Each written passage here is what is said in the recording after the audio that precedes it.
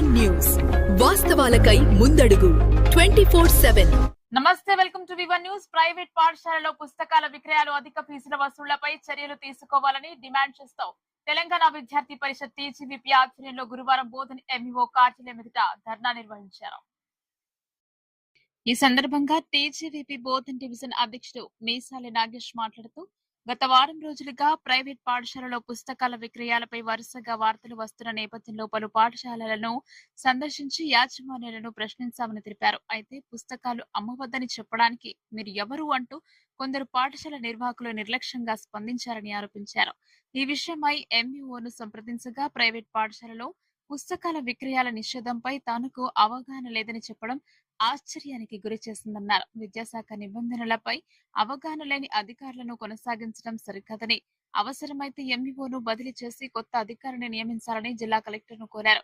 Private పాఠశాలలో మార్కెట్లో 2,000 రూపాయల నుంచి 2,500 రూపాయలకు లభించే పుస్తకాల సెట్లను 6,000 రూపాయల నుంచి 10,000 రూపాయల వరకు విక్రయిస్తున్నాయని తల్లిదండ్రులు ఫిర్యాదు చేస్తున్నారని పేర్కొన్నారు. పాఠశాలలు సూచించే పుస్తకాలు బహిరంగ మార్కెట్లో అందుబాటులో ఉండేలా కనీసం 3 బుక్ స్టాల్స్ వివరాలను తల్లిదండ్రులకు తెలియజేయాలని నిబంధనలు ఉన్నప్పటికీ వాటిని ఉల్లంఘిస్తున్నారని ఆరోపించారు.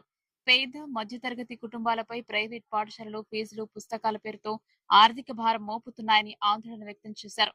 జిల్లా కలెక్టర్ తక్షణమే జోక్యం చేసుకుని ప్రైవేట్ పాఠశాలలపై ప్రత్యేక తనిఖీలు నిర్వహించి చర్యలు తీసుకోవాలని డిమాండ్ చేశారు. విద్యాశాఖ అధికారులు స్పందించకపోతే త్వరలో జిల్లా విద్యాశాఖ అధికారి డిఈఓ కార్యాలయాన్ని ముట్టడిస్తామని టీజీవీపీ నాయకులు హెచ్చరించారు. ఈ కార్యక్రమంలో టీజీవీపీ డివిజన్ కార్యదర్శి నిఖిల్, పట్టణ కార్యదర్శి వీరేష్, రాజరతన్ తదితరులు విద్యార్థులు పాల్గొన్నారు.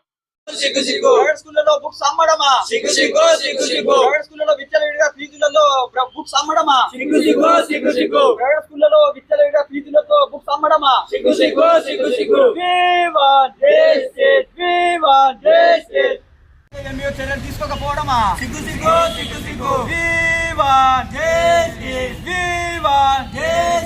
ప్రైవేట్ స్కూళ్లకు కొమ్ము కాస్తున్న విద్యాశాఖ అధికారులు ప్రైవేట్ స్కూళ్లకు కొమ్ము కాస్తున్న విద్యాశాఖ అధికారులు ప్రైవేట్ స్కూళ్లకు కొమ్ము కాస్తున్న విద్యాశాఖ అధికారులు ప్రైవేట్ స్కూళ్లకు కొమ్ము కాస్తున్న విద్యాశాఖ అధికారులు పేద విద్యార్థులకు వెంటనే న్యాయం చేయాలి.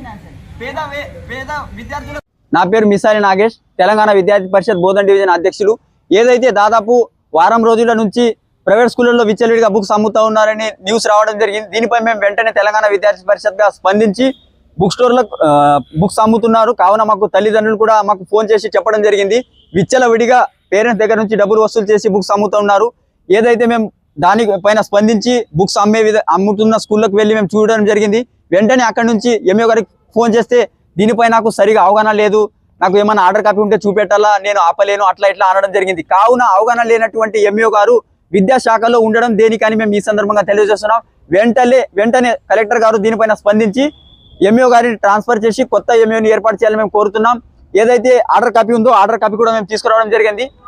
దీనిపైన స్పష్టంగా బుక్స్ అమ్మరాదనే నిబంధనలు ఉన్నాయి. అలాగే నో ప్రాఫిట్ నో లాస్ కింద అమ్మొచ్చని ఉంది. కానీ ఏదైతే వీళ్ళు నిబంధనలు ఏ విధంగా పెడుతున్నారంటే, ఇంకొకటి బహిరంగంగా మార్కెట్ ఎంపిక 3 విభిన్న బుక్ స్టోర్లలో వాళ్ళు కొనే విధంగా పేరెంట్స్ కి స్వేచ్ఛ అనేది కల్పించాలి. వీళ్ళు ఎక్కడ కూడా కొనొచ్చు, 3 బుక్ స్టోర్లు అన్న వాళ్ళు పేర్లు రాసి ఇవ్వాలి. కానీ వీళ్ళు అలా చేయకుండా కొంటే మా దగ్గరే కొనాలి, వాళ్ళు కిరాయి సెటర్లు ఏర్పాటు చేసి దాంట్లో బుక్స్, స్టేషనరీ బుక్స్, అలాగే యూనిఫామ్స్, టై బెల్ట్ అన్ని కూడా మా దగ్గరనే కొనాలని బలవంతం పెడుతున్నారు.